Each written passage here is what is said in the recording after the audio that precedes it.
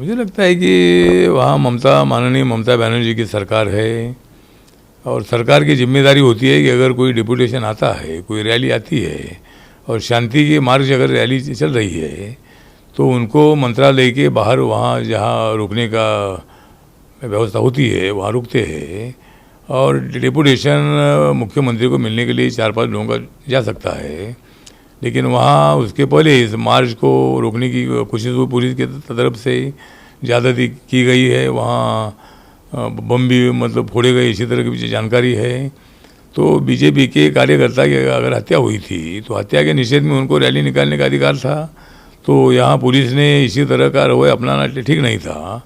तो ये घटना का मैंने निषेध करता हूँ और वेस्ट बंगाल में लॉ एंड ऑर्डर बिगाड़ने का काम टीएमसी कर रही है, तो माननीय ममता बनर्जी ने इस पर ध्यान देने की आवश्यकता है और वहाँ की जो गुंडागर्दी है, गुंडागर्दी को ख़त्म करने की आवश्यकता है और जो भी कुछ हुआ है इसकी जो न्यायालयीन जांच है, न्यायालयीन जांच होनी चाहिए और जिस पुलिस ने इसी तरह का अन्याय किया है उनको सस्पेंड करना चाहिए।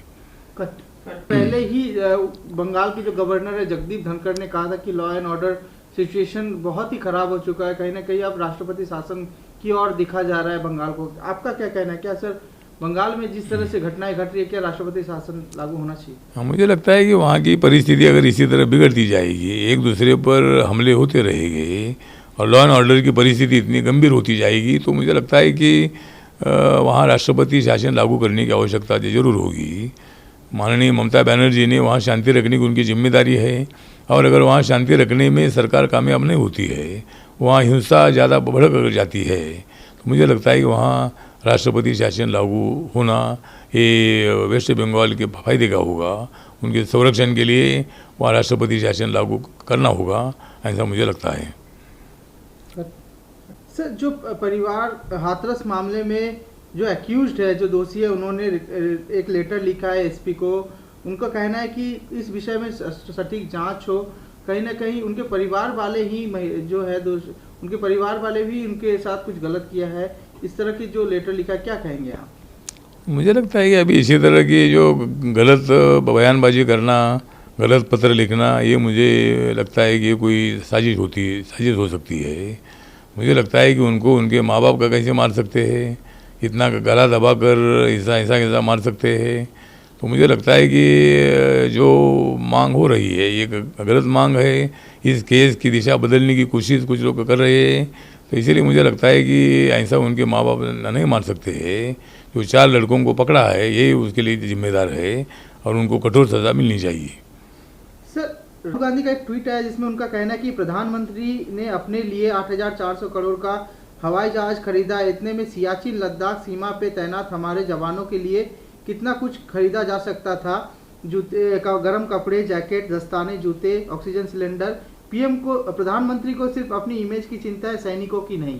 मुझे लगता है कि राहुल गांधी का बयान बचपना बयान है। माननीय प्राइम मिनिस्टर नरेंद्र मोदी जी हो या हमारे माननीय राष्ट्रपति जी, महामहिम राष्ट्रपति जी हो, उनकी सुरक्षा भी अपने देश के लिए बहुत बड़ी इम्पोर्टेंट होती है और उनकी सुरक्षा के लिए अगर इसी तरह का अगर एक हवाई जहाज अगर खरीदा होगा तो सैनिकों के लिए मतलब जो बता रहे तो सैनिकों के लिए जो चाहिए वो सब दिया जा रहा है।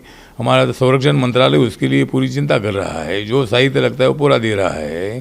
तो मुझे लगता है कि राहुल गांधी इसी तरह के बचपना बयान करते रहते हैं, तो हमारे पीएम की, राष्ट्रपति जी की सुरक्षा बहुत बड़ी इम्पोर्टेंट होती है और उसके लिए अगर जो पहला जो हवाई जहाज है वो अगर तो निकामी हुआ होगा और नया लिया होगा तो मुझे लगता है इसमें कोई गलत बात नहीं है।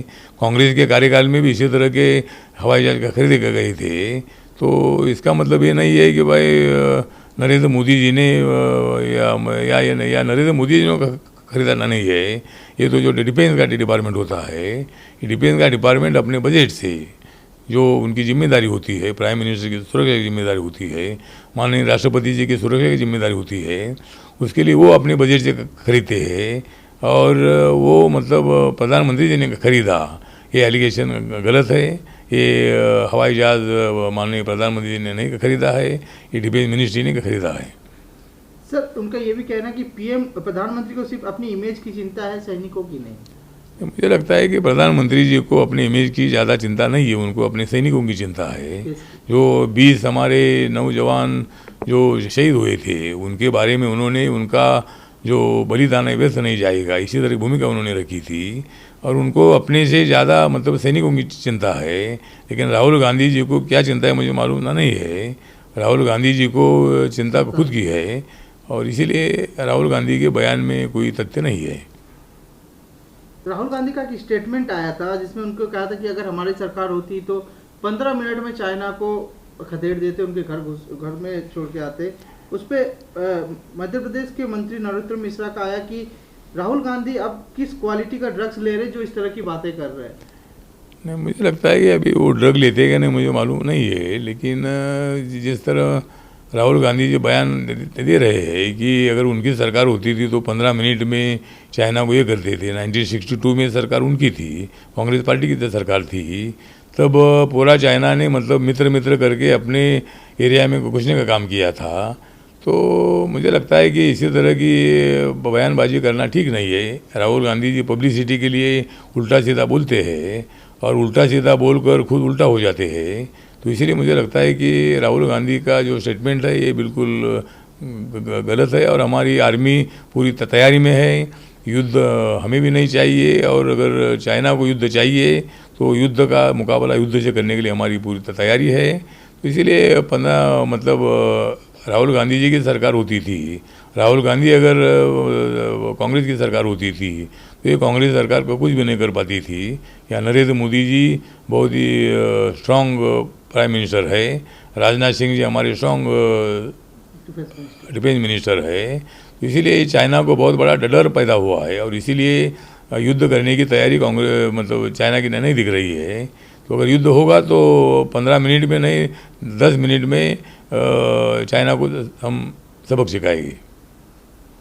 का आया है जो तबलीगी जमात वाला इशू हुआ था, तबलीगी जमात का, उसमें कहा है कि जो सेंट्रल है उसमें सेंट्रल का है उसमें कुछ अभिव्यक्ति की आज़ादी, अभिव्यक्ति की जो बात की कहने की स्वतंत्रता है उसको लेके कहा है, उसके खिलाफ बहुत ज़्यादा दुरुपयोग किया गया है सर। कहा है कि अभिव्यक्ति की स्वतंत्रता का हालों दिनों में सबसे ज़्यादा दुरुपयोग हुआ है, क्या कहेंगे? मुझे लगता है कि जो कोर्ट ने न्यायालय ने जो बोला है मतलब जब अपने देश में कोरोना महामारी ज़्यादा बढ़ता जा रहा था तब इसी तरह का गैदरिंग होना ठीक नहीं था, इसी तरह की भूमिका कोर्ट ने बताई है। तो सोशल डिस्टेंसिंग आवश्यक था और तबलीगी समाज वहाँ इकट्ठा हुआ, सैकड़ों लोग या कितने लोग वहाँ थे, बहुत बड़ी संख्या में नहीं लेकिन जितने भी लोग उधर थे उससे मतलब कोरोना का जो इफेक्ट पूरे देश भर में चला गया था। तो मुझे लगता है कि ऐसे वक्त पर इतना गैदरिंग करना ठीक नहीं था। सभी धर्मस्थलों को मतलब बंद कर दिया था और इसी तरह का एक आधा फंक्शन नहीं लेना चाहिए था। तो सुप्रीम अपने न्यायालय ने जो बोला है उससे मैं सहमत हूँ। सर पटना तेजस्वी यादव ने अभी आज कहा है प्रेस कॉन्फ्रेंस की 7 लोग अरेस्ट हुए हैं। जो स्टेटमेंट आया कि name of the dragged into the matter under political conspiracy flash एक गलत एलिगेशन, गलत आरोप लगाया गया था तेजस्वी यादव और उनके भाई के खिलाफ, जिसमें आरजेडी के ही एक फॉर्मर सेक्रेटरी को शक्ति मलिक इस पटना में कहा है। क्या कहेंगे इस विषय पे? उनका कहना है कि सीएम जिस तरह के काम कर रहे, काराना हरकतें कर रहे, फ्रस्ट्रेट दिख रहे हैं, उनका जो लेवल है और फॉल्स एलिगेशन लगा रहे, झूठा आरोप लगाया जा रहा है तेजस्वी यादव और तेज प्रताप यादव। मुझे लगता है कि तेजस्वी यादव हो या और कोई भी हो, जब लॉ एंड ऑर्डर की स्थिति निर्माण होती है, जब कोई भड़काने का काम करता है, जो कोई इसी तरह का इंसिडेंट होता है तो पुलिस वाले डायरेक्ट उसके कार्रवाई करते हैं। वहाँ कोई मुख्यमंत्री कार्रवाई करते हैं ऐसा बिल्कुल नहीं है और मुख्यमंत्री जी को बिल्कुल डर नहीं है। मतलब नीतीश कुमार जी जो है बहुत बड़े स्ट्रांग मुख्यमंत्री है और दोबारा वो सत्ता पर आने वाले हैं, तो उनको इसी तरह का कोई काम करने की बिल्कुल आवश्यकता नहीं है। जिन्होंने कोई लॉ एंड ऑर्डर की स्थिति निर्माण की होगी तो पुलिस उन पर कार्रवाई करती है, उसी तरह उन्होंने कार्रवाई की होगी।